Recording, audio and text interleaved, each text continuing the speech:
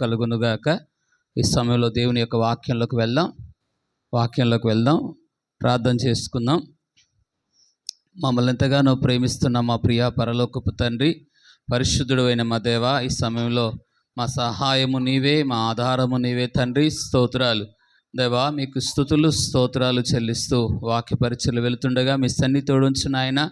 ఆయా మందిరంలోకి వచ్చిన వారిని, ఫోన్లోకి వచ్చిన వారిని, అలాగే యూట్యూబ్లోకి వెళ్తున్న మెసేజ్ కూడా మీ తోడు, మీ సన్నిధి కృప చూపించమని యేసుక్రీస్తు నామములో అడుగుతున్నాను తండ్రి. హల్లెలూయా. ఈ సమయంలో ఈరోజు నేను చెప్పబడినట్లుగానే మన అంశము ఏంది? అంశం చెప్పండి. యెహోవా వలనే మనకు సహాయము ఎక్కడ నుండి వస్తుంది? మనుషులకి రకరకాల పరిస్థితులు నమ్ముకున్న వారి ద్వారా వస్తుంది. కొంతమంది సార్లు అనుకుంటాం బంధువుల ద్వారా అనుకుంటాం, తోబుట్టుల ద్వారా, ఉద్యోగాల్లో ఉన్న వారి ద్వారా. కాబట్టి కొన్నిసార్లు మనం నమ్ముకున్న వారే మనకు సహాయం చేయాలి అనుకుంటాం. నేను అలాగ చాలాసార్లు ఓడిపోయాను. నేను అనుకున్న వారు నాకు సహాయం చేయలేదు. నాకు ఇస్తా అనుకున్న వారు కూడా కొన్ని సమయాలలో, ఆ సమయాల్లో దేవుడే నాకు సహాయకుడై ఉన్నాడని మీకు ఖచ్చితంగా సాక్ష్యం చెప్పగలను. ఈ సమయంలో మనం చూడండి 121వ కీర్తన, పరిశుద్ధ గ్రంథంలో నుండి 121వ కీర్తన 1వ వచనాన్ని మనం గమనిద్దాం ఒకసారి. కొండల తట్టు కనులెత్తుచున్నాను, నాకు సహాయం ఎక్కడి నుండి వచ్చును? ఎక్కడి నుండి వచ్చును? యెహోవా వలనే నాకు సహాయము కలుగును. ఆయన భూమి ఆకాశములను కలగజేసినవాడు. ఈ కీర్తన 5 సార్లు కాపాడేవాడు కొనకడు, కాపాడుతాడు. పగలెండ దెబ్బకైనాను, రాత్రి వెన్నెల దెబ్బకైనా కాపాడుతాడు. మార్గాల్లో కాపాడుతాడు, ప్రయాణాల్లో కాపాడుతాడు. అలాగా 5 సార్లు ఈ కీర్తనలో మన దేవుడు ఎలాంటి వాడంటే కాపాడే దేవుడు. ఇలా వాగ్దానం ఏంటిదంటే, గత నెలంతా కాపాడిన దేవుడు ఈ మాసంలో కూడా దేవుడు మనను కాపాడునుగాక. గత నెలంతా భద్రపరిచిన దేవుడు, గత నెలంతా మనకు సహాయం చేసిన దేవుడు, గత నెలంతా మన జీవితాల్లో చేసిన ఉపకారాలను బట్టి, మేలులు బట్టి దేవునికి ఒక్కసారి, గత నెల కాపాడిన దేవునికి ఒక్కసారి మనం స్తోత్రాలు చెల్లిద్దాం. స్తోత్రం స్తోత్రం స్తోత్రం, హల్లెలూయా. కాబట్టి ఈ కీర్తన భాగంలో కొండల తట్టు నేను కనులెత్తుచున్నాను, నాకు సహాయము ఎక్కడి నుండి వస్తుంది? ఒకరోజు యేసన్న గారంట, ఒక ఆమె, అయ్యా ఈ మార్గంలో ఎప్పుడు వచ్చినా మా ఇంటికి ఒకసారి వచ్చిపోయా, మా ఇంటికి ఎప్పుడు వచ్చినా నువ్వు మా ఇంటికి తప్పకుండా వచ్చి వెళ్ళయ్యా అని ఒక తల్లిగారు చెప్పిందంట. అప్పుడు ఆ పాస్టర్ గారు యేసన్న గారు సరే అని, ఒకరోజు బాగా ఆకలేస్తుందంట, చాలా ఆకలేస్తున్నప్పుడు ఆకలేని సమయంలో ఆ ఇంటికి వెళ్ళాడు. పెద్ద తాళం వేస్తుందంట ఆ ఇంటికి. అయ్యో ఈరోజు నేను మనిషి మీద నమ్ముకొని వచ్చాను, నేను ఆకలేస్తుంది ఈ సమయంలో, కాబట్టి దేవా నేను మనుషులు నమ్ముకొని వచ్చాను. కారణం ఆమె ఎప్పుడు వచ్చినా తల్లిలాగా, నన్ను కొడుకులాగా నన్ను మా ఇంటికి వచ్చి పోవని చెప్పింది. ఈరోజు ఆమె చూస్తేనేమో ఆ ఇంటి పక్క వాళ్ళని అడిగాడంట. అయ్యా అమ్మా ఇక్కడ పెద్ద ఆవిడ ఉండేది, నన్ను రామని చెప్పిందంటే, అయ్యా ఆమె వాళ్ళ బంధువుల దగ్గరికి వెళ్ళిందయ్యా, ఇప్పుడు రాదు అని చెప్పారంట. కాబట్టి కొన్నిసార్లు ఎవరినైతే నమ్ముకుంటామో వాళ్ళ సహాయం కూడా ఆగిపోవచ్చు. అప్పుడు బాగా ఆకలేస్తుందంట. దేవుడు వాక్యం జ్ఞాపకం చేసినంట, ప్రభువా నేను మనుషులు నమ్ముకొని ఇక్కడికి వచ్చాను, ఆకలేస్తుంది, సహాయం నాకు ఆకలేస్తుంది ప్రభు అని ప్రభు దగ్గర. అప్పుడు ప్రభు అనంట, నువ్వు మనుషులు నమ్ముకొని వెళ్ళావు, నన్ను నమ్ముకోలేదు కాబట్టి నీకు సహాయం దొరకలేదు, సహాయము నేనే నీకు చేస్తానని. అప్పుడు బాగా ఆ వాక్యం ఎప్పుడైతే జ్ఞాపకం చేశాడో అప్పుడు చాలా పాటలు దైవజనుడు కూడా రాశాడు. అప్పుడు బాగా ఏడ్చాడంట. ప్రభు వాక్యాన్ని జ్ఞాపకం చేసుకున్నాడయ్యా, నేను మనుషుల మీద ఆధారపడకూడదు అని ఆ సమయంలో దైవజనుడు జ్ఞాపకం చేసుకుని ప్రభు దగ్గర ఏడుస్తూ ఉంటే, కొద్ది సమయంలోనే ఒక వ్యక్తి యేసన్న గారిని గుర్తుపట్టి అన్నా మీరు ఇక్కడికి హోటల్కి వెళ్దాం రండి అని తీసుకుని వెళ్ళాడంట, నా ఆకలిస్తుందని. అప్పుడు ఆ హోటల్ తీసుకుని, చాలా మంచి పెద్ద హోటల్ అంటే అది, తను అనుకోలేదు. రాజుగారి భోజనం, మంచి భోజనం. ఆ భోజనం అన్నా నువ్వు ఎంత తినాలనుకుంటే అంత తినమని ఆ దైవజనుడు చెప్పినప్పుడు అప్పుడు ఏడ్చాడంట, ప్రభువా కనీసం నేను మనుషులు నమ్ముకొని పోతేనేమో వాళ్ళు నాకు నమ్ముకొని పోయాను, వాళ్ళు తాళం వేసేసారు, ఇప్పుడేమో నాకు రాజుల భోజనం పెడుతున్నావని. ఆ భోజనం పెట్టే స్థలంలో అతను ఎవరో తెలియదు, ఎక్కడ వ్యక్తో తెలియదు, అసలుకి ఏం అర్థం కాలేదు ఆయనకి. ఆ దైవజనుడికి అప్పుడు అనుకున్నాడంట, నేను మనుషులు నమ్ముకోవద్దు, దేవుణ్ణి నమ్ముకోవాలా, ప్రభు పైనే ఆధారపడాలి. ఏ పరిస్థితులు వచ్చినా, ఏ కష్టాలు వచ్చినా, ఏ ఆపదలు వచ్చినా, ఏ ఇరుకులు వచ్చినా ప్రభు పైన ఆధారపడాలనుకొని ఆ రోజు నుంచి దైవజనుడు ఎవరి మీద ఆధారపడ్డాడు? దేవునిపై. అలాగే మన జీవితాల్లో కొన్నిసార్లు ఎవరైతే నమ్ముకుంటామో, ఎవరైతే మనకు ఆధారం అనుకుంటామో, ఎవరైతే సహాయం చేస్తామనుకుంటారో వారు మన సహాయం ఆగిపోవచ్చు. కానీ ఎప్పుడైతే నువ్వు దేవుని వైపు తిరుగుతావో, అందుకే అంటున్నాడు చూద్దాం, ఈ కొండల తట్టు నా కన్నులు ఎత్తుచున్నాను, నాకు సహాయము ఎక్కడి నుండి వస్తుంది? ఈరోజు నువ్వు నమ్ముకున్న మనుషుల ద్వారా కాదు, నీ బంధువుల ద్వారా కాదు, నీ ఇరుగు పొరుగు వారి ద్వారా కాదు, నీ స్నేహితుల ద్వారా కాదు, నువ్వు నమ్ముకున్న ప్రజల ద్వారా కాదు, కానీ సహాయము ఎవరి వల్ల కలుగుతుందంట? యెహోవా వల్లనే కలుగుతుంది. ఆ రోజుల్లో ఈ కీర్తనకారుడు రాసిన టైంలో ఈ కీర్తనకారుడు రాసిన సమయంలో ఆ రోజుల్లో కొండల వైపు చాలా కొండలు ఉంటా ఉండేయంట. యెరూషలేము తట్టు చాలా కొండలు ఉండేవి అని ఆ దైవజను చరిత్రకారులు చెప్తారు. ఈ కీర్తన రాసినప్పుడు కీర్తనకారుడు ఉన్న ఆ సమయం ఎందుకంటే కొండలు చాలా చుట్టూ కొండలు ఉండేవంట. ఆ రోజు ఈ కీర్తనకారుడు రాసేవారు. ఆ టైంలో హిందువులు కూడా, ఆ రోజు అన్ని జనులు కూడా విగ్రహాలు తట్టు కొండల వైపే ఉండేయంట. ఆ రోజుల్లో విగ్రహాలు కూడా ఆ కొండల మీద ఉండేయంట. వాళ్ళకి సహాయం ఆ కొండల మించే వస్తుందని వారు నమ్మేవాళ్ళంట. ఆ రోజుల్లో కూడా కొండల వైపునే, ఆ కొండలపైనే వారికున్న దేవతలు, వారికున్న దేవుళ్ళు ఉండేయంట. ఆ విధంగా వాళ్ళకి సహాయం అక్కడి నుంచి వస్తాయని చాలామంది నమ్ముకునేవారంట. అప్పుడు ఈయన అనుకున్నంట, కొండలపై నుంచి నాకు సహాయము రాదు, సహాయము ఆకాశాన్ని భూమిని కలగజేసిన దేవుని వలనే వస్తుంది అని ఆ దైవజనుడు ఈ కీర్తనకాడు రాసినప్పుడు, నేను కొండల వైపు చూడను, మనుషుల వైపు చూడను, సృష్టికర్త ఉన్నాడు. ఈరోజు నేను ఒక మంచి సాక్ష్యం విన్నాను. ఏం సాక్ష్యం విన్నానంటే, ఒక దైవజనుడు మీ సేవకుల కూడికి వెళ్తే ఆ సేవకుల కూడికలో మంచి సాక్ష్యం చెప్పాడు. ఒకరోజు ఒక 7 సంవత్సరాలు ఆయన ఒక అన్యజన కుటుంబంలో పుట్టాడు. దేవుడు ఎవరో తెలియదు. అసలు ఆ సమయంలో చాలా అనారోగ్యంతో, వ్యాధితో, బాధతో, దుఃఖంతో ఉన్నాడు. దుఃఖంతో ఉన్నప్పుడు 7 సంవత్సరాలు హాస్పిటల్ తిరగని వైద్యులు లేరు. వాళ్ళ ఇంటి వాళ్ళు కూడా విసిగిపోయారంట. బాగా విసిగిపోయి, వీడు సావనన్న సావడు, బ్రతకనన్న బతకడు, హాస్పిటల్ చుట్టూ బాగా మమ్మల్ని ప్రయాస పెడుతుండు అని భయంకరంగా ఇంటి వాళ్ళే అంటున్నప్పుడు, అప్పుడు చాలా మాట విన్నప్పుడు చాలా బాధ కలిగిందంట. అప్పుడు ఈయనకు ఒక ఆలోచన వచ్చిందంట, ఈ ఆకాశానికి, ఈ భూమికి సృష్టికర్త అయిన ఒక ఆయన ఉంటాడు, దీనికి ఒక పిల్లర్స్ లేవు, ఒక నిచ్చెన లేదు, ఎలాగ ఈ ఆకాశం ఇలాగ నిలబడిందో అప్పుడు దేవుడు ఎవరో తెలియదు. కానీ అప్పుడు ప్రార్థన ఇట్లా అడిగాడంట, ఆకాశమును భూమిని కలగజేసిన దేవుడా, సృష్టికర్త నువ్వు ఎవరో నాకు తెలియదు, కానీ నేను ఇంత భయంకరమైన రోగములో ఉన్నాను, నన్ను కనికరించని ప్రార్థన అడిగినప్పుడు అప్పుడు ఆకాశం నుండి ఒక స్వరము, దేవుడు ఎవరో తెలియదు, ఎప్పుడు చర్చికి వెళ్ళిన వ్యక్తి కూడా కాదు, ఆకాశంలో ఒక స్వరమని పలానా మందిరానికి వెళ్ళు, పలానా చర్చికి వెళ్ళు అని ఆ దైవజనుడితో ఎప్పుడైతే ఆ మాట చెప్పాడో అప్పుడు ఆ చర్చికి వెళ్ళిన కొద్ది రోజుల్లోనే దేవుడు సంపూర్ణ స్వస్థత ఇచ్చి ఈరోజు దేవుని సేవలో బలంగా వాడబడుతున్న సేవకుడు. ఈ మాటలు మీకు ఎందుకు తెలుస్తున్నాడు? సహాయం ఎక్కడి నుంచి వచ్చిందంట? ఇంటివారు నమ్ముకున్నారు. ఇంటివారి ద్వారా రోగాలకు స్వస్థత కలగలేదు, వ్యాధులు విడుదల కలగలేదు, సావుకు దగ్గరగా ఉన్న పరిస్థితులు ఎక్కడికి పోయినా బాగు కాని పరిస్థితులు ఉంటే ప్రభు అయిన యేసుక్రీస్తు వారు, నేనే సృష్టికర్తను, నేనే ఈ లోకాన్ని రక్షించడానికి వచ్చిన వాడనని ఆ స్వరం ఎప్పుడైతే ప్రభు విన్నాడో గొప్ప అద్భుతమైన విడుదల ఈరోజు యేసు ప్రభు దేవుడని లోకానికి చెప్తున్నాడు ఆ సేవకుడు. కాబట్టి మొదటి మాట, కొండల వైపు చూసే సహాయం కలగదు. మనుషుల వైపు చూసినా, నీ రక్త సంబంధికుల వైపు చూసినా, బంధువుల వైపు చూసినా, నువ్వు నమ్ముకున్నవారు కొన్నిసార్లు సహాయం చేస్తా అన్నవారు కూడా నీ చేయి వదిలేయచ్చు.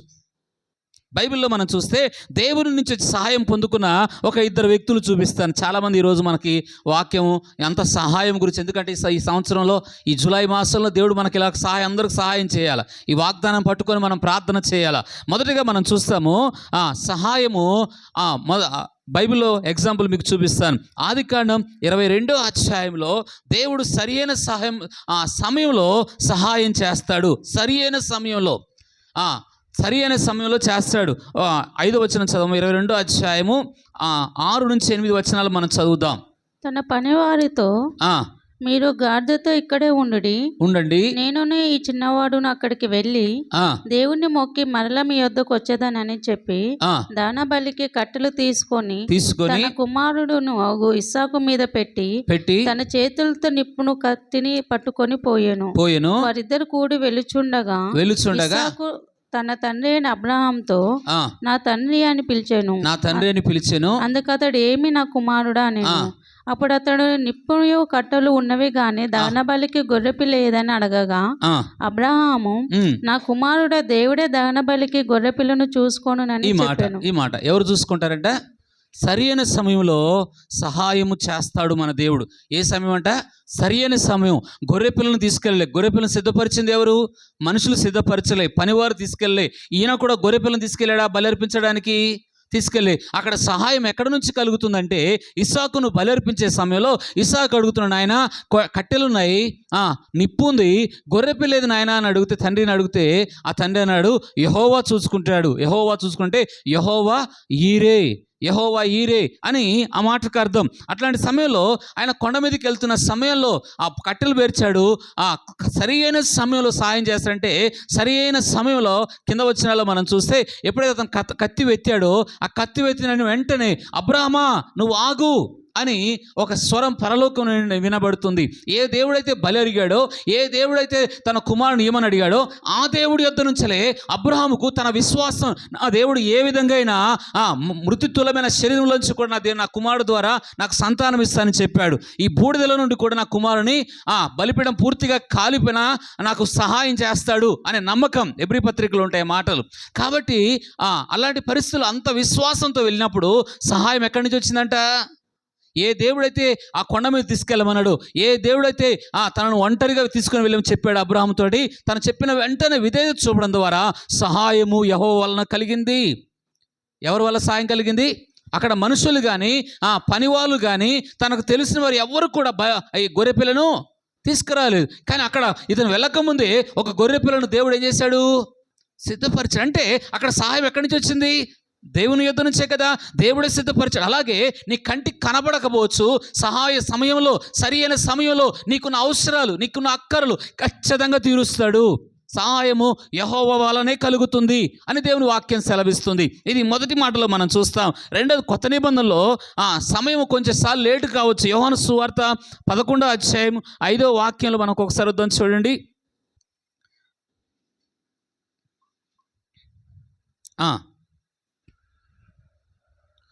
యోహాను సువార్త 11వ అధ్యాయం 5వ వాక్యం.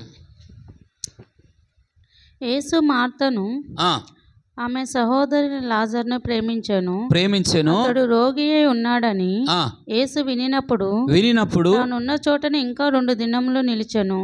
అటు పిమ్మట ఆయన మనము యూదయకు తిరిగి వెళ్ళేదామని శిష్యులతో చెప్పగా ఆయన శిష్యులు బోధకుడా ఇప్పుడే యూదులు నిన్ను రాళ్లతో కొట్ట చూచుతిరే అక్కడికి. ఇక్కడ మనం చూస్తే యేసు ప్రభువారు ఒక ఇంటికి ఎప్పుడు ఆహ్వానించబడతా ఉండేవాడు. ఆ ఇంట్లో ఎక్కువ సహవాసం ఉండేది.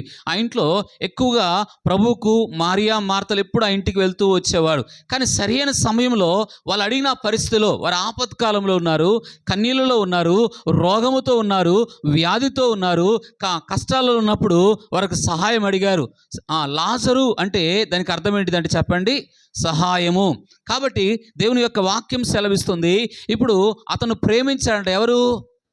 దేవుడు ప్రేమించినప్పుడు కొన్నిసార్లు నీకు ఆలస్యం అనిపించవచ్చు, కొన్నిసార్లు దేవుడు నీకు ఆలస్యం చేసినట్టు అనిపిస్తుందొచ్చు, కానీ ఖచ్చితంగా ఆ సహాయం మాత్రం నీకు కలుగుతుంది.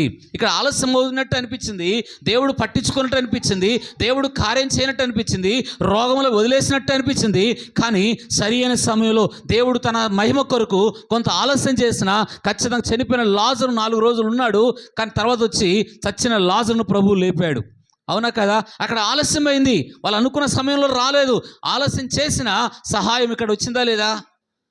నీ జీవితంలో కొన్నిసార్లు ఆలస్యం అవ్వచ్చు, కానీ సరి అయిన సమయంలో నీకున్న ఆపదలో, అక్కరలో, కష్టాలలో, కన్నీళ్ళలో, దుఃఖములో, ఏడుపులో నీకు ఖచ్చితంగా నీకు సహాయము కలుగుతుంది.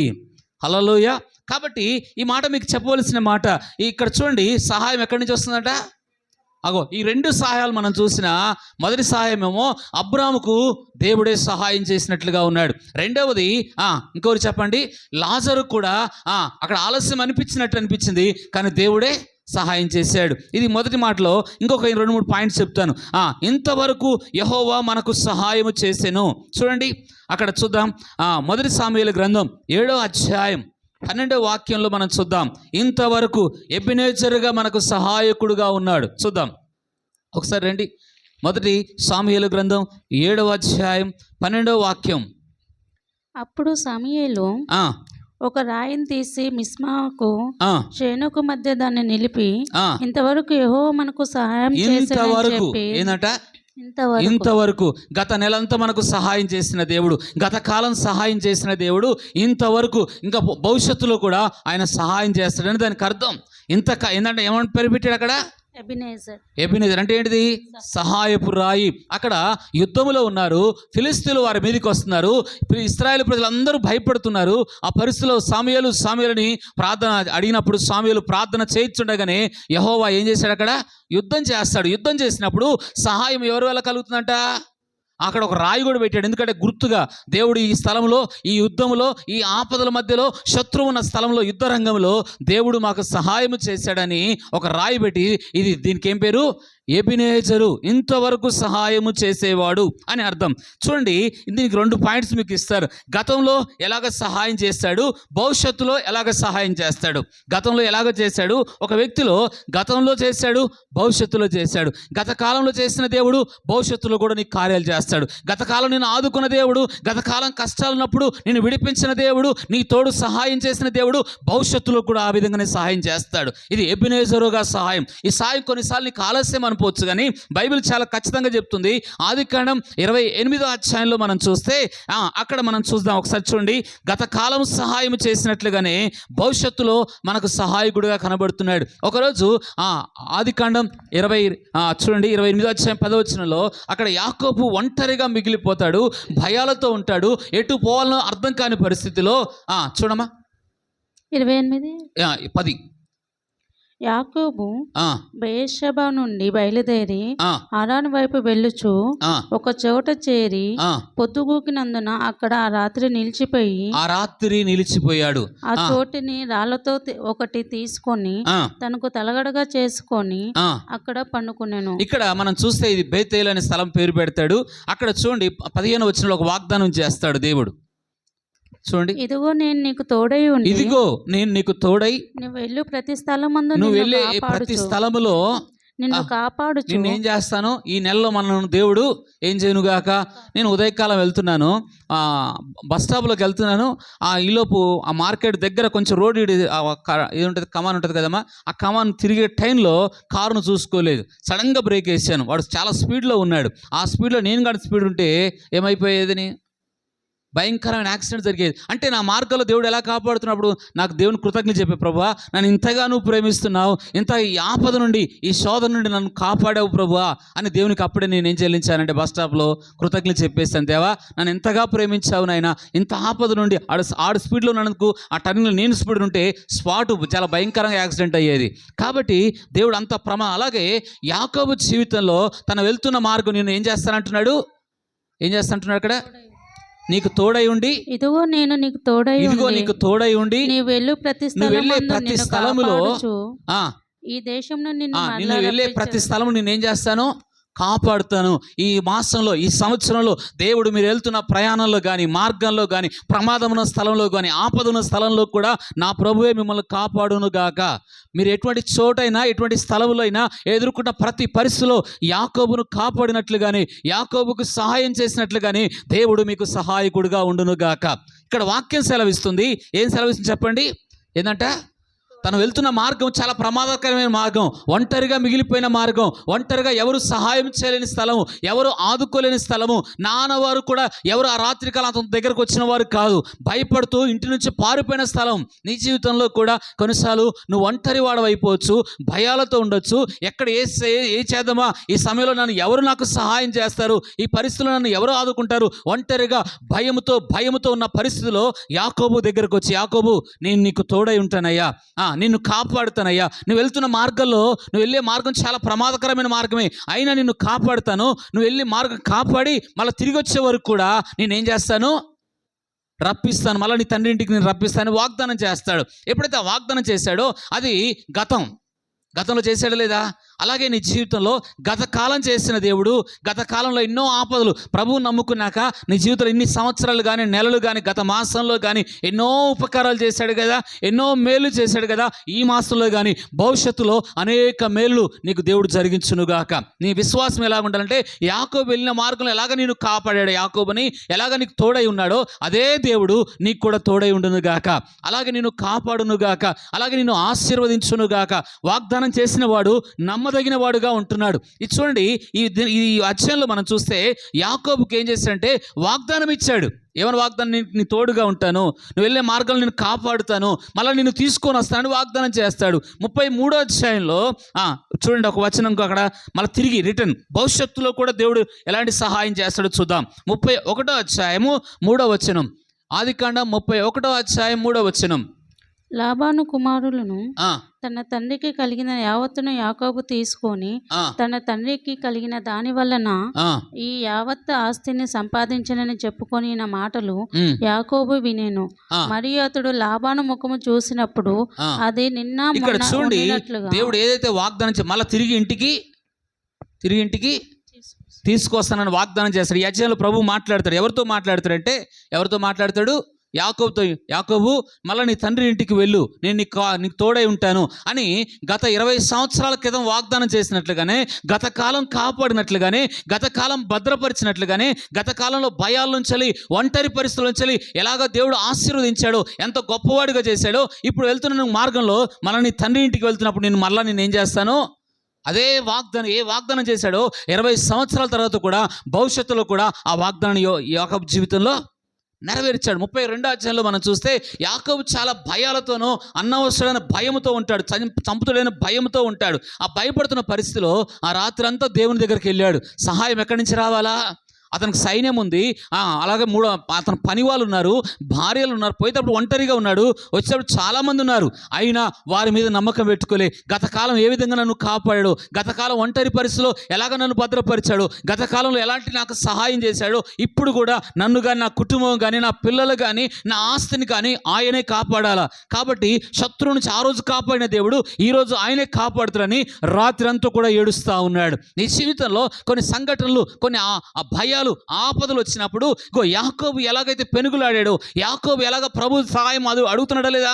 అతనికి ఆస్తుంది, సంపద ఉంది, ఇల్లున్నాయి, పిల్లలు ఉన్నారు, అన్నీ ఉన్నా వాటి వల్ల అతనికి సహాయం పొందుకోలేదు. సహాయం ఎక్కడి నుంచి వచ్చిందంటే అతనికి యెహోవా వల్లనే కలిగింది. ఈరోజు అంశం ఏంటంటే సహాయము గత కాలంలో చేసిన దేవుడు గత మాసాల్లో కానీ, గత సంవత్సరాలకు కానీ, ప్రభువు నమ్ముకున్న దినాల నుంచి నీకు ఏ విధంగా సహాయం చేశాడో ఇప్పుడు కూడా ఆయన అదే దేవుడు నీకు సహాయం చేస్తాడు.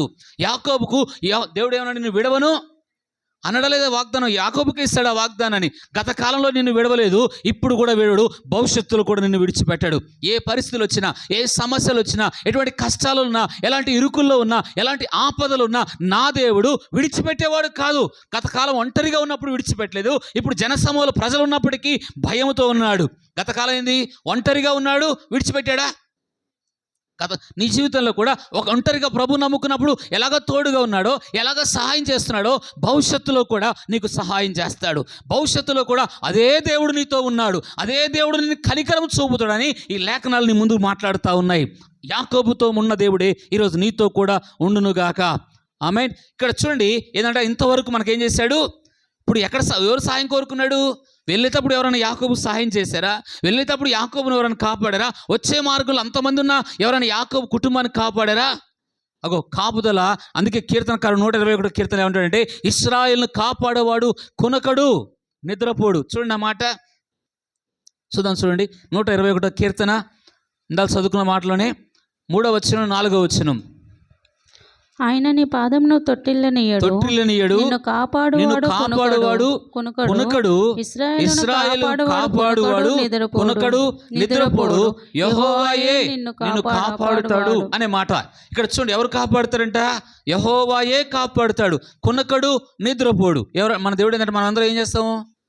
నిద్రిస్తాం. మనము బాగా ఒక 6 గంటలు, 8 గంటలు, 10 గంటలు డ్యూటీ చేసామంటే, ఇంకా 12 గంటలు డ్యూటీ చేసామంటే అసలు నైట్లో మనకు ఎంత అలసిపోతామో ఆ సమయంలో చెప్పండి ఖచ్చితంగా మనకేమొస్తుంది? నిద్ర వస్తుంది.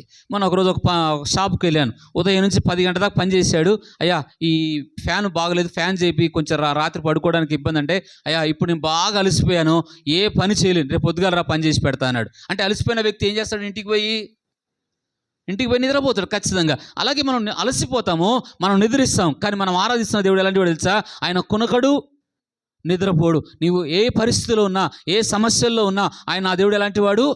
కునికేవాడు కాదు, నిద్రపోయేవాడు కాదు. కాబట్టి మనం లేఖనాల్లో మనం గుర్తు చేసుకుంటాం.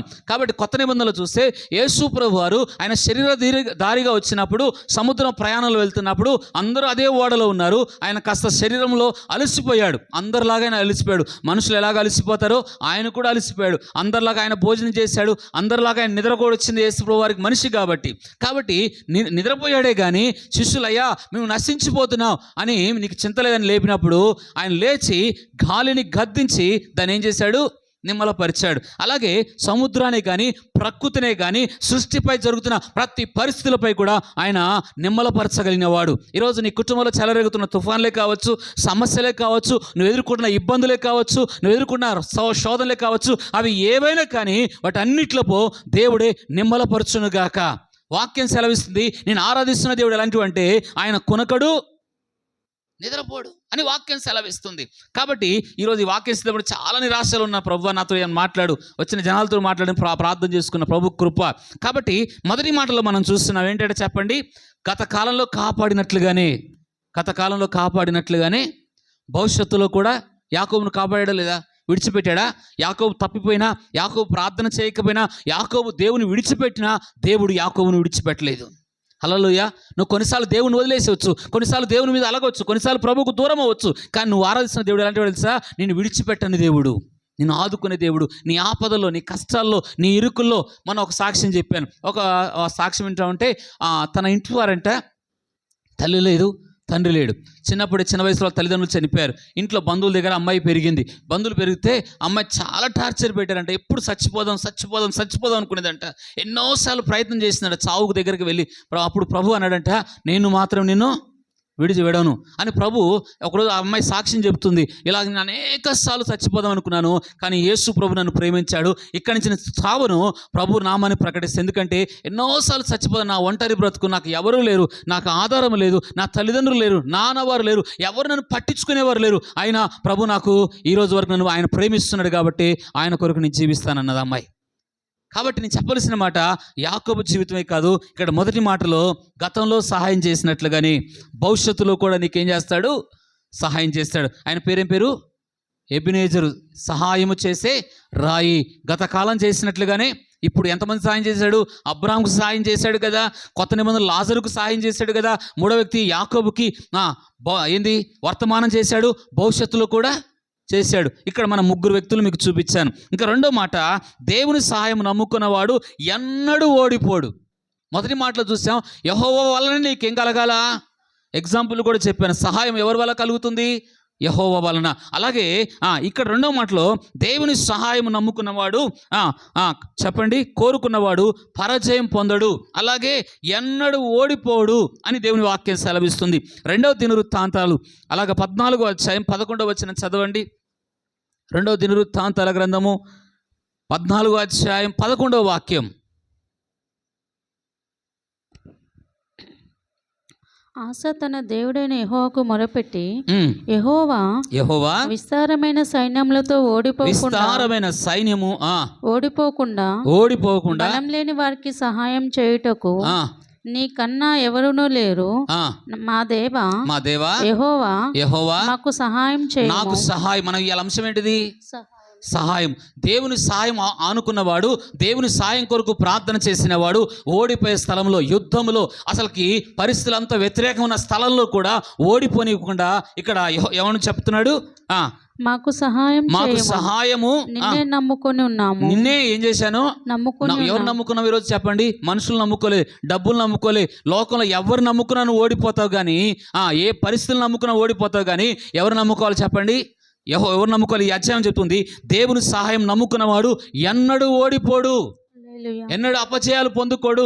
అగో యుద్ధ రంగంలో ఉన్నాడు, 10 లక్షల జనం అతని మీద శత్రు సైన్యంగా వస్తుంది, అతని సైన్యం పెద్దది, అతనికి ముందున్న పరిస్థితులు చాలా ఆందోళనకరంగా ఉన్నాయి. కానీ ఆ యుద్ధ రంగంలో ఇతను ఏం చేస్తున్నాడు? ఎక్కడ ప్రార్థన చేస్తున్నాడు? ఇంట్లో చేస్తున్నాడా, యుద్ధ రంగంలో చేస్తున్నాడా?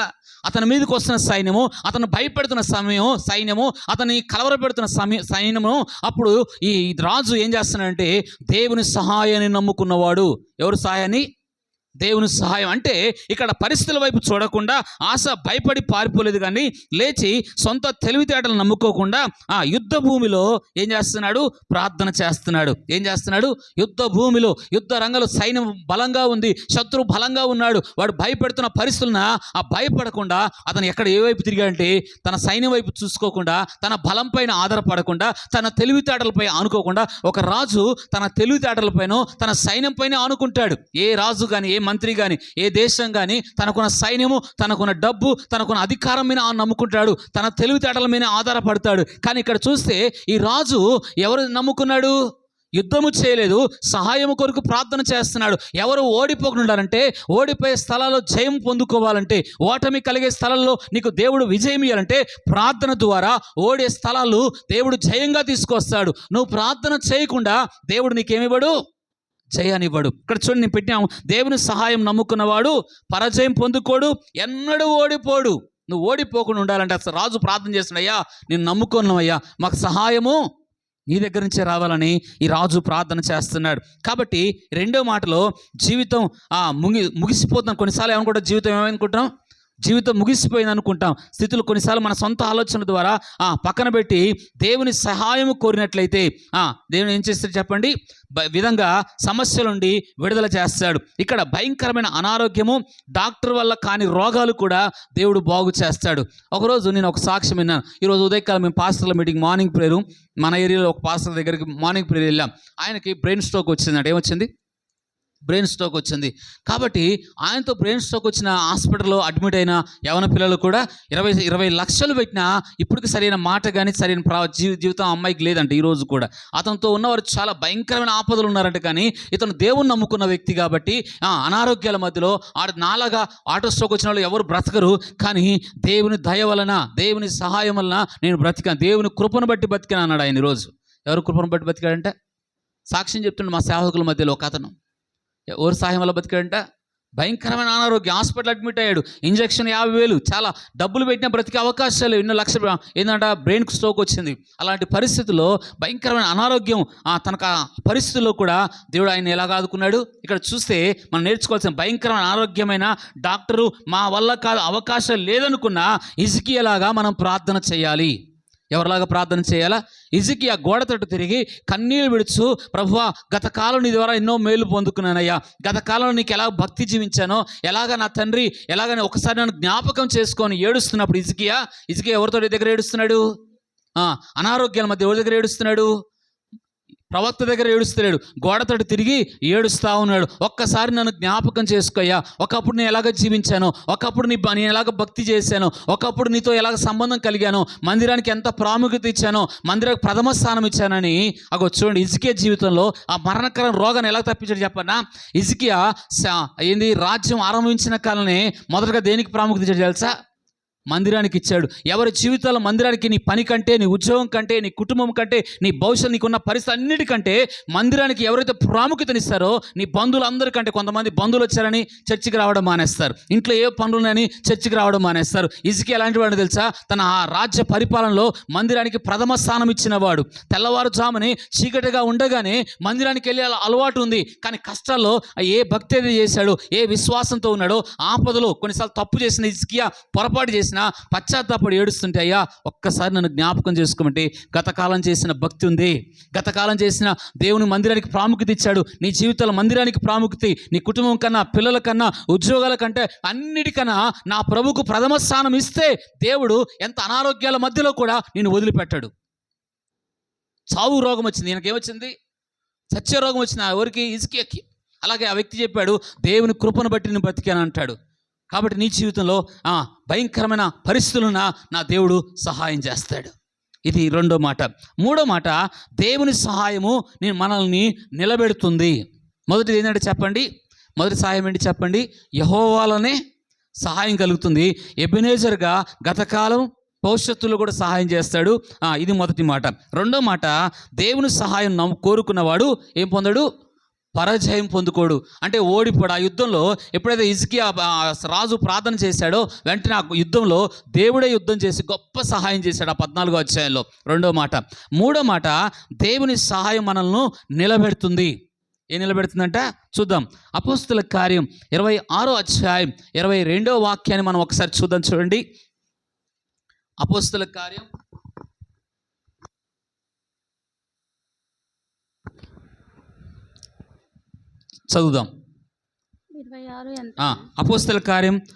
26:22 వచనం. దేవుని సహాయం మనల్ని నిలబెడుతుంది. అయినను నేను దేవుని వలనైనను సహాయం పొంది నేటి వరకు నిలిచి ఉంటేని. ఏంటంటే దేవుని సహాయం వలన నేటి వరకు మనం ఈరోజు సజీవులుగా ఉన్నాం. ఎవరి సహాయం వలన? డబ్బు మనకున్న ఏవి కాదు. ఎవరి సహాయం వలన? దేవుని సహాయం వలన. చూడండి, దేవుని సహాయం మనల్ని ఏం చేస్తుందంట? నిలబెడుతుంది. ఇక్కడ చూడండి, పౌలు అంటున్నాడా ఏంటంటే నేటి వరకు నేను దేవుడి వలన సహాయం పొంది నేటి వరకు నిలిచి ఉంటే. నేటి వరకు ఏంటంట? నేటి వరకు హింసలు వచ్చాయి ఆయనకి. ఏంటంట? ఎన్నో శ్రమలు వచ్చాయి. జైలు అనుభవించాడు, దెబ్బలు తిన్నాడు, అవమానాలు పొందుకున్నాడు. చచ్చే పరిస్థితులున్న తన విశ్వాసంలో మాత్రం దేవుని వదిలిపెట్టలేదు. అతనికి ఎవరు సహాయం వల్ల పొందుకున్నట్ట?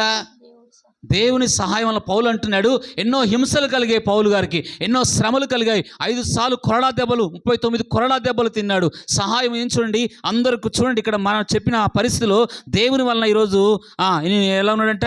దేవుడు నాతో ఉన్నాడు అంటాడు. సందేశం ఏంటంటే దేవుని సహాయము సమస్యలు మాత్రమే తొలగించదు, సమస్యల మధ్యలో కూడా నేను స్థిరంగా నిలబెడుతుంది. ఏంటంటే ఈరోజు నా అంశం ఏంటి చెప్పండి? దేవుని సహాయము సమస్యలు మాత్రమే తొలగించదు, కానీ సమస్యల మధ్యలో కూడా స్థిరంగా నేను నిలబెడుతుంది. సమస్యలు వచ్చినా, ఇబ్బందులు వచ్చినా, ఆపదలే కలిగిన. ఇక్కడ చూడండి, పౌలు గారికి చాలా చావు దగ్గరికి వెళ్ళిన పరిస్థితులు వచ్చాయి. చాలా శ్రమలు ఎదుర్కొన్నాడు పౌలు. అయినా ఆ పరిస్థితుల మధ్యలో తన విశ్వాసాన్ని దేవుడు నిలబెట్టినట్టుగా మనం చూస్తాం. విశ్వాసం ఏం చేశాడు? నిలబడ్డా లేదా? దేనివల్ల? ఎవరి సహాయం వలన? నీ జీవితంలో కూడా కష్టాలు వచ్చిన, ఇబ్బందులు వచ్చిన, విశ్వాస జీవితంలో, కుటుంబ జీవితంలో కానీ ఏం చెప్పండి, కుటుంబ జీవితంలో కానీ నీ వ్యక్తిగత జీవితంలో కానీ శ్రమలే రాని, సమస్యలే రాని, ఎవరిని ఇబ్బంది పెట్టినా నువ్వు ప్రభు కొరకు నిలబడు, దేవుడు నీ కొరకు నిలబడతాడు. నీ కుటుంబాన్ని బట్టి కొన్నిసార్లు సమస్యలు వస్తాయి, నీ వ్యక్తిగత సమస్యలు వస్తాయి, ఉద్యోగాలు వస్తాయి. ఎన్ని వచ్చినా ప్రభు కొరకు నువ్వు నిలబడితే దేవుడు నీ కొరకు నిలబడతాడు. మూడో మాటలో, నువ్వు నిలబడాలంటే ఎవరు సహాయం కలగాల? నీ విశ్వాసం కొరకు ఎవరు నిలబడాలా? కుటుంబం నుంచి కొన్నిసార్లు వస్తాయి, వ్యక్తిగతంగా కొన్నిసార్లు వస్తాయి, బంధువుల పరంగా కొన్నిసార్లు వస్తాయి, ఉద్యోగాలు వస్తాయి. ఎన్ని వచ్చినా, ఎన్ని ఇబ్బందులు వచ్చినా ఆ పరిస్థితిలో నువ్వు ప్రభు కొరకు నిలబడితే నీ కష్టాలలో, నీ ఇబ్బందుల్లో ఆయన నీ కొరకు నిలబెడతాడు. అక్కడ ఎవరు సాయం చేశారు పౌలు గారికి? అలాగే మనం చూస్తాం, ఒక భక్తుడు కూడా చూస్తాం. స్టెఫెన్ ఉన్నాడు, రాళ్లతో కొట్టి చంపబడుతున్నప్పటికి కూడా. చూద్దాం, అపోస్తుల కార్యం 7వ అధ్యాయం. కష్టాల్లో ఎలాగో ప్రభు కొరకు నిలబడ్డాడో చూస్తాం. అపోస్తుల కార్యం 7వ అధ్యాయం 55వ వచనం చదవండి. పరిశుద్ధాత్మతో నిండుకున్నవాడై ఆకాశం వైపు తెరిచూచి దేవుని మహిమ యేసు దేవుని కుడిపార్శ్వమందు ఏంటంట నిలిచి ఉండుట చూచి. ఇప్పుడు ఇతను దెబ్బల్లో ఉన్నాడు, రాళ్లతో కొట్టబడుతున్నాడు, అవమానాల మధ్యలో ఉన్నాడు. ఇతను కొరకు ఎవరు నిలబడ్డారంట? ఎవరు నిలబడ్డారు? భూమి మీద రాళ్లతో కొట్టబడుతున్నప్పుడు, ఇతను భయంకరంగా చావు దెబ్బలు కొడుతున్నప్పుడు ఎవరు నిలబడ్డారంట? ఆకాశమందు. నువ్వు శ్రమలో ఉన్నప్పుడు దేవుడు నిలబడతాడు నీ కొరకు. ఇబ్బంది చూడండి, ఎవరు నిలబడ్డారంట? ఇప్పుడు ఉద్యోగంలో, మనం ఉద్యోగం పోయినప్పుడు అధికారులు వచ్చినప్పుడు మనం కూర్చున్నాం అనుకుంటే, వాళ్ళ వచ్చంగా ఏం చేస్తాం? మనం వెంటనే నిలబడతాం. అలాగే పైన ఉన్న అధికారులు అయినా వచ్చినప్పుడు, ఎమ్మెల్యేగానే వచ్చినా మనం నిలబడతాం లేదా? కానీ యేసు ప్రభు ఇప్పుడు ఈయన పనివాడా? ఇతను భూమి మీద శ్రమలు అనుభవిస్తుంటే, నిందలు, ప్రాణం పోయే ఆ పరిస్థితులు స్టెఫెన్ అనుభవిస్తుంటే ఆయన నిలబడ్డాడు. ఎవరు? యేసు ప్రభు నిలబడ్డాడు. ఇక్కడ మనం నేర్చుకోవాల్సిన మాట, భయంకరమైన శ్రమలు. ఇక్కడ చూడండి, అతనికి ఏం కలిగింది చెప్పండి? రాళ్లతో కొట్టబడుతున్న సమయంలో కూడా దేవుడు అతనికి ధైర్యం ఇచ్చాడు. చివరి వరకు విశ్వాసంలో నిలబడ్డాడు. ఏం నిలబడ్డాడు? కష్టాలలో కూడా, దెబ్బలలో కూడా, చావుకు దగ్గర వెళ్తున్న పరిస్థితుల్లో కూడా యేసయ్యను వదిలిపెట్టలేదు. వదిలిపెట్టాడా? మరణం ఇంకా దగ్గరలో ఉన్నది తెలుసు ఈయనకి. హతసాక్షి మొదటగా అపోస్తల కార్యంలో మనం చూస్తే, అపోస్తల కంటే ముందుగా, అందరికంటే ముందుగా హతసాక్షి అయిన వాడు ఎవరు చెప్పండి? స్టెఫెన్. ఎలాగున్నాడు? ఎలాగ మనం చూస్తే అతనికి ధైర్యం ఇచ్చాడు, చివరి వరకు విశ్వాసంలో నిలబడ్డాడు. చివరి వరకు ప్రాణం పోయే వరకు ప్రభుని ఏమైనా వదిలిపెట్టాడా? శ్రమలో వదిలిపెట్టాడా? రాళ్ళతో కొట్టబడుతున్న వదిలిపెట్టాడా? అమ్మో ఈ చచ్చిపోయే స్థితిలో ఉన్నకన్నా చచ్చిపోకుండా బ్రతుకు. ఒకరోజు మొన్న మీకు చెప్పాను, ఒక పాస్టర్ గారు ఒక సువార్త కూడికి ఒక వ్యక్తి వెళ్ళాడంట. సువార్త కూడికి అందరూ సువార్తలకు వెళ్తూ ఉంటే వెళ్ళినప్పుడు ఒక గ్రామంలో, ఆ గ్రామంలో అందరూ వీళ్ళని కొడతా ఉన్నారంట. కొడుతున్నప్పుడు ఈ వ్యక్తి పారిపోయాడంట. ఏమయ్యాడు? పారిపోయాడు. పారిపోయంగానే ఆ పిరికివాడ, నా కొరకు ఒక్క దెబ్బ కూడా నువ్వు తినలేవా? శ్రమలు వచ్చంగా ఏమయ్యాడు మనిషి? అప్పటి వరకు నేను సేవకుని పాస్టర్ని వాక్యం చెప్తున్నా, శ్రమలు వచ్చంగానే, దెబ్బలు కొట్టే పరిస్థితులు వచ్చంగానే ఈయన ఏమైపోయాడు? పారిపోయాడంట. అయ్యా ఆ తర్వాత నాకు చాలా సిగ్గు అనిపించింది పాస్టర్ గారు, నేను ప్రభు కొరకు నిలబడలేకపోయాను, ప్రభు నాతో స్పష్టంగా మాట్లాడాడు ఆ రోజు అని అంటాడు. కానీ ఈయన మాత్రం శ్రమలో యేసయ్య కొరకు నిలబడలేదా? రాళ్లతో కొట్టబడుతున్న చచ్చిపోయే పరిస్థితులున్న ప్రభు కొరకు నిలబడలేదా? నిలబడ్డాడు. ఈ మూడో మాటలో దేవుని సహాయము మనల్ని నిలబెడుతుంది. మూడోది చివరి మాట చూద్దాం. ఎవరు నాకు తోడు లేరు, సహాయము దేవుని వలన వస్తుంది. చూద్దాం 2 తిమోతి రాసిన పత్రిక 4వ అధ్యాయం 16-17 వచనం చూద్దాం. చూడండి, ఇదే చివరి మాట. 2 తిమోతి 4. నేను మొదట సమాధానం చెప్పినప్పుడు ఎవరునూ నా పక్షంన నిలవలేదు, అందరూ నన్ను విడిచిపోయారు. ఇది వారికి నేరంగా ఎంచబడకుండును గాక. అయితే నా ద్వారా సువార్త పరిపూర్ణంగా ప్రకటింపబడు నిమిత్తము అన్యజనులందరూ విను నిమిత్తము ప్రభు నా పక్కన నిలిచి నన్ను బలపరిచిన గనక. ఎవరు నిలబడరంట? అందరూ విడిచిపెట్టిన స్థలంలో ఎవరు నిలబడరంట? ఆయన పక్కన అందరూ వదిలేశారు. తను నమ్ముకున్న వారు, తను ప్రేమించిన వారు, తనకు ఎంతో మంది మేలు పొందుకున్న వారు అందరూ కూడా ఏమయ్యారు? పౌలు గారికి అందరూ విడిచిపెట్టారు. ఇక్కడ చూడండి, నేను రాసుకున్నానంటే పౌలుకి విడిచిపెట్టుట మనుషుల సహాయం లేకపోయినా ప్రభు అతని తోడై ఉన్నాడు, నిలబడి బలపరిచాడు. చూడండి, మనుషులు అందరూ కూడా ఏమయ్యారు? ఇతనికి దూరం అయిపోయారు. మనుషులు దేవుడు ఇప్పుడు మనుషులు అందరూ విడిచిపెట్టినప్పుడు దేవుడు ఎన్నడూ విడిచిపెట్టలేదు. ఇతన్ని విడిచిపెట్టాడా? మనుషులు విడిచిపెట్టారు, నమ్ముకున్న వారు విడిచిపెట్టారు, తనతో ఉన్న సేవలు వచ్చిన వారు విడిచిపెట్టారు, విశ్వాసులు విడిచిపెట్టారు. కానీ ప్రభు ఇతన్ని వదిలిపెట్టలేదు. ప్రభు ఇతని ప్రక్కనే నిలబడ్డాడు. ఎవరు నిలబడ్డారు ఇక్కడ చెప్పండి?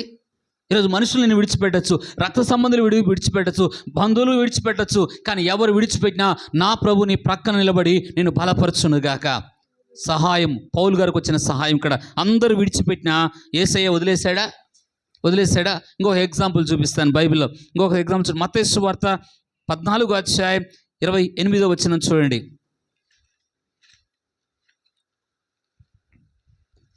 14 పేతురు 28 చదువు. పేతురు ప్రభువా నీవే అయితే నీళ్ళ మీద నడిచి నీ యొద్దకు వచ్చుటకు నాకు సెలవిమ్మని ఆయనతో అనెను. ఆయన రమ్మనగానే పేతురు దోణి దిగి యేసు యొద్దకు వెళ్ళుటకు నీళ్ళ మీద నడిచెను గాని గాలిని చూసి భయపడి మునిగిపోసాగాను. ప్రభువా నన్ను రక్షించమని కేకలు వేశాను. వెంటనే యేసు చేయి చాపి అతన్ని పట్టుకొని అల్ప విశ్వాసి ఎందుకు సందేహపడి. ఇక్కడ మనం చూస్తాం ఎవరు చెప్పండినా పేతురు. మీకు మాట చెప్తా, పేతురుతో ఎంతమంది ఉన్నారు ఓడలో? 11 మంది. మొత్తం వాళ్ళు 12 మంది కదా. యేసు ఎంతమంది? 12 మంది కదా.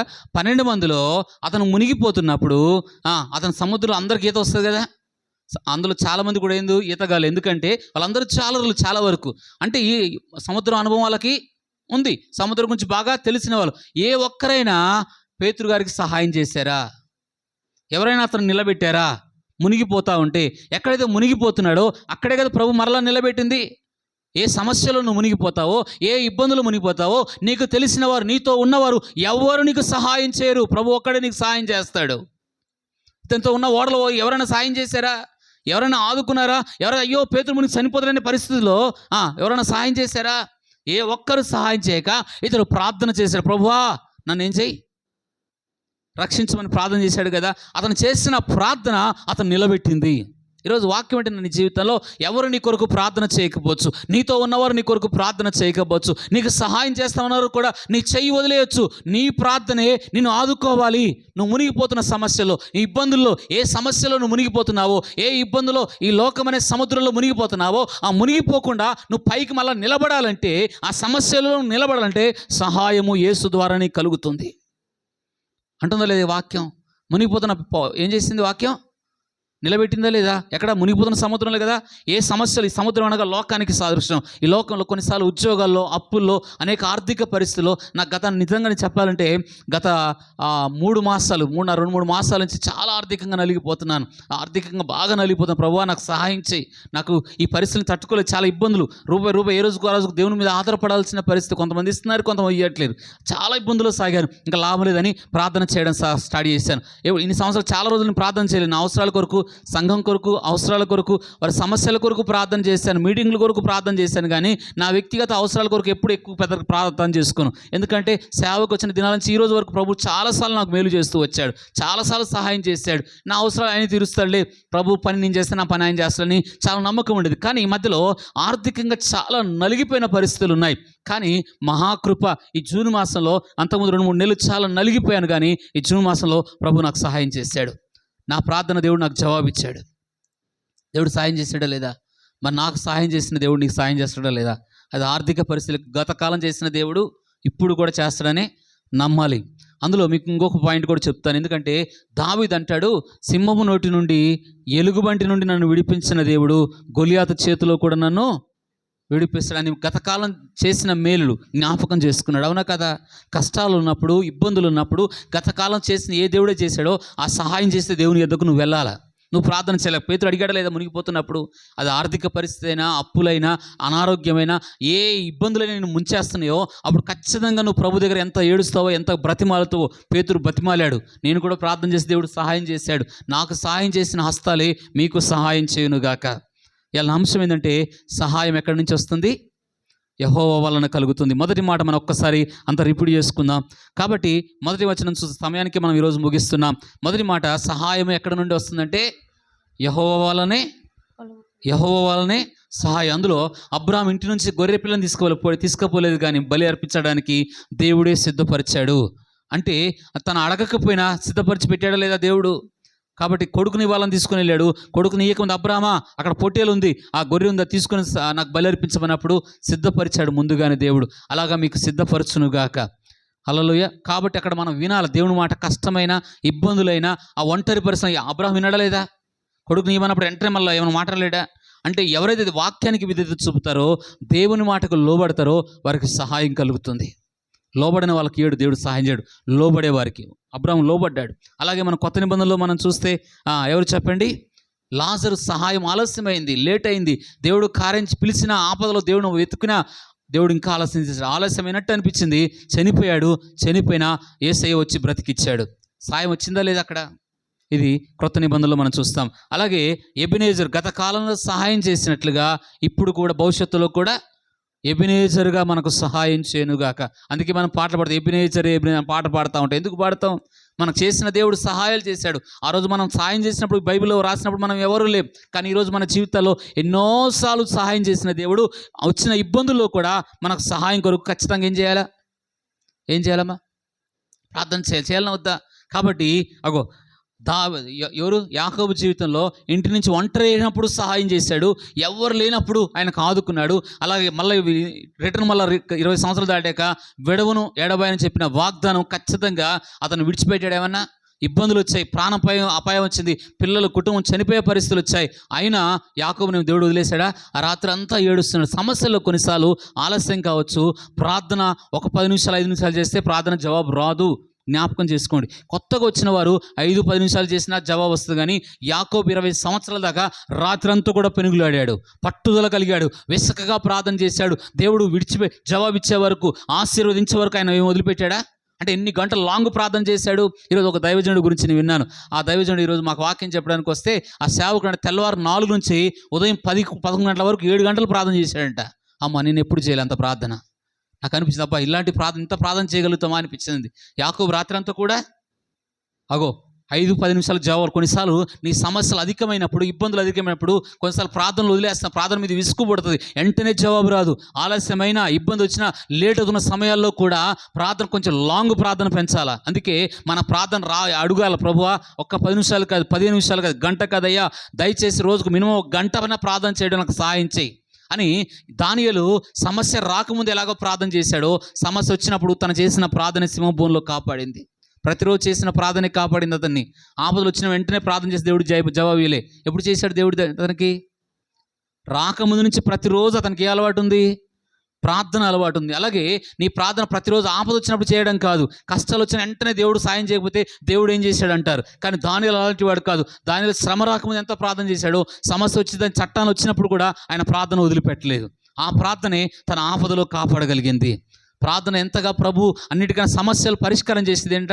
గత కాలం కాపాడేది ప్రార్థన, భవిష్యత్తులో కూడా నేను కాపాడేది కూడా ప్రార్థనే. హల్లెలూయా. ఇది మొదటి మాట. రెండో మాట, దేవుని సహాయం కోరుకున్నవాడు పరాజయం పొందుకోడు లేదా ఎన్నడూ ఓడిపోడు. అది యుద్ధరంగం. తన తెలివితేటల మీద, తన సైన్యం పైన, తనకున్న బలం పైన ఆధారపడకుండా ఆ రాజు దేవుని సన్నిధిలో ఏం చేస్తే, సహాయం నీ యొద్ద నుంచి అయ్యా, నిన్నే నమ్ముకున్నానయ్యా, 10 లక్షల సైన్యం వస్తుందయ్యా నా మీదికి, నాయనా నువ్వే నాకు సహాయము చేయి, యుద్ధము చేయని ప్రార్థన చేసినప్పుడు అక్కడ సైన్యం యుద్ధం చేయకుండానే దేవుడే అక్కడ యుద్ధం చేశాడు. నీ పక్షం కూడా ఆయనే యుద్ధము చేయనుగాక. సమస్యలు చూసి భయపడకుండా, పరిస్థితులు చూసి భయపడకుండా దేవుడు నీ జీవితంలో కూడా అలాంటి సహాయం. కొన్నిసార్లు అనారోగ్యం వస్తుంది, కొన్నిసార్లు దేవుని నమ్ముకున్న అనారోగ్యం వస్తుందా లేదా? ఖచ్చితంగా నాకైనా వస్తుంది అనారోగ్యం. మీకు అక్కకి రాలేదు అనారోగ్యం? ఎన్ని రోజులు బాధపడింది ఆమెనే కానీ నాకే కానీ మన జీవితంలో అనారోగ్య పరిస్థితులు కూడా వస్తాయి. యేసయ్య నమ్ముకున్న నాకు రోగాలు ఎవరికి వచ్చింది? పౌలు గారికి రాలేదా? ఇంకొకరికి వచ్చింది. లాజరుకి రాలేదా రోగము? అంత రోగాలతో చనిపోయారు. మనకు కూడా రోగాలు వస్తాయి. రోగాలు వచ్చినా ప్రభు మనల్ని వదిలిపెట్టాడు. లాజరుని వదిలిపెట్టాడా? హిజ్కియాను వదిలిపెట్టాడా? వదిలిపెట్టలే కదా. కాబట్టి రెండో మాటలో ఆయన నమ్ముకున్నవాడు ఓడిపోడు. రెండో మాట సహాయం. మూడో సహాయము, దేవుని సహాయము మనం నిలబెడుతుంది. శ్రమలు వచ్చాయి, పౌలు గారికి నిందలు వచ్చాయి, అవమానాలు వచ్చాయి, అలాగే కొరడా దెబ్బలు తిన్నాడు, ఎన్నో హింసలించబడ్డాడు, కానీ ప్రభు కొరకు నిలబడ్డాడు. ఆయన కొరకు ఆయన సహాయం చేశాడు. విశ్వాసాన్ని నిలబెట్టాడా లేదా? ఎలాంటి సిచ్యువేషన్లు, అది కుటుంబమైనా, ఉద్యోగమైనా, బంధువులైనా, దేవుని కొరకు కొన్నిసార్లు సహించవలసిన పరిస్థితులు ఉంటాయి నీ జీవితంలో. నేను వదిలేస్తాం ప్రభువా, ఈ పరిస్థితిని నేను విడిచిపెడతానేమో, దేవుని కొంచెంసార్లు కష్టాలు ఎదురేయగలి దేవుని వదిలేస్తారు, ఇబ్బందులు వేయగలి దేవుని వదిలేస్తారు. ఇలాంటి ప్రాణం పోయే పరిస్థితుల్లో కూడా ప్రభువును వదిలిపెట్టకుండా పౌలు దేవుని కొరకు జీవించాడు. అందుకే ఆయన పక్షంగా నిలబడ్డాడు. నిలబడ్డా లేదా? ఈరోజు నీ కొరకు ప్రభు నిలబడునుగాక. మూడో మాట. నాలుగో మాట, ఎవ్వరు నీకు తోడు లేకపోవచ్చు, మనుషులందరూ వదిలేయచ్చు, కానీ సహాయం ఆయన వలన వస్తుంది నీకు. అందరూ విడిచిపెట్టిన స్థలం పౌలు గారు, అందరూ మర్చిపోయారు, అందరూ విడిచిపెట్టి నానవారు అందరూ విడిచేసిన ప్రభు తన ప్రక్క నిలబడి అతను ఏం చేశాడంటే దేవుడు బలపరిచారు. ఎవ్వరు నిన్ను బలపరచరు. కొన్నిసార్లు నిరుత్సాహం, నిరాశ, కృంగిపోయి ఉంటావు. కానీ ఈరోజు చాలా మానసికంగా చాలా నిరాశ కలిగి నాకు ఎలాగ వాక్యం చెప్తా నేను 4 రోజులు అనుకున్నాను. ప్రభు మహాకృప, వాక్యం విన్నాను, నాలో బలం వచ్చేసింది. ఈరోజు దేవుడు నాతో మాట్లాడు, వాక్యం వెళ్ళాను, ఆ వాక్యం చేత ప్రభు మాట్లాడు, వచ్చి ఈ వాక్యం సిద్ధపడ్డాను. దేవుడి కొద్ది మాటలు దీవించునుగాక. ప్రార్థన చేసుకుందాం. ప్రభు నీతో మాట్లాడినట్లయితే సహాయము యెహోవా వల్లనే కలుగుతుంది, మనుషుల వల్ల కలగదు. నమ్ముకున్న వారి వల్ల కలగదు, నీ బంధువుల ద్వారా కలగదు, నీ స్నేహితుల ద్వారా కలగదు. నిన్ను అందరూ వదిలేస్తారు. నిన్ను ప్రేమించేవారు కూడా, నీకు సాయం చేస్తున్న వారు కూడా వదిలేస్తారు. కానీ నా ప్రభు నిన్ను వదిలిపెట్టడు అని వాక్యం చెప్తా ఉంది. మమ్మల్ని ఎంతగానో ప్రేమిస్తున్న మా ప్రియా పరలోకపు తండ్రి, వాక్యం మీది, ప్రజలు నీవారు. విత్తబడిన వాక్యాన్ని ప్రజల హృదయాలు నాటి ఫలింపు దయచేసి మహిమ పొందుకొని యెహోవా సహాయముగా తండ్రి, ఎబినేజర్గా మాకు నాయన అన్నాడు సమూయేలు. అయ్యా, ఫిలిస్తీన్లు యుద్ధం వచ్చినప్పుడు ఎలాగ ఎబినేజర్గా సహాయం చేశావు, గతంలో సహాయం చేసినావు, ఇప్పుడు కూడా భవిష్యత్తులో కూడా మాకు సహాయం చేయగల దేవుడు నాయన. అయ్యా రాజు కూడా నీ సన్నిధిలో నా ప్రభు ప్రార్థన చేసి నమ్ముకున్నప్పుడు నాయన సహాయము తండ్రి, అయ్యా నువ్వు సహాయం చేశావు. విస్తారమైన సైన్యం చేతిలో ఓడిపోయే స్థలంలో ప్రార్థన అతను నిలబెట్టగలిగింది నాయన. కృప చూపించావు ప్రభువా. మా జీవితాల్లో కూడా అయ్యా మాకు సహాయకుడుగా నీవు ఉంటావని, మమ్మల్ని విడిచిపెట్టే సహాయకుడుగా ఉండవని అయ్యా నీ వాక్యం సెలవు. నువ్వు సహాయకుడువు నాయన. నీ ప్రజలకు విత్తబడిన వాక్యాన్ని ప్రజల హృదయాలు నాటి ఫలింపు దయచేయమని యేసు నామములో అడుగుతున్నాను తండ్రి.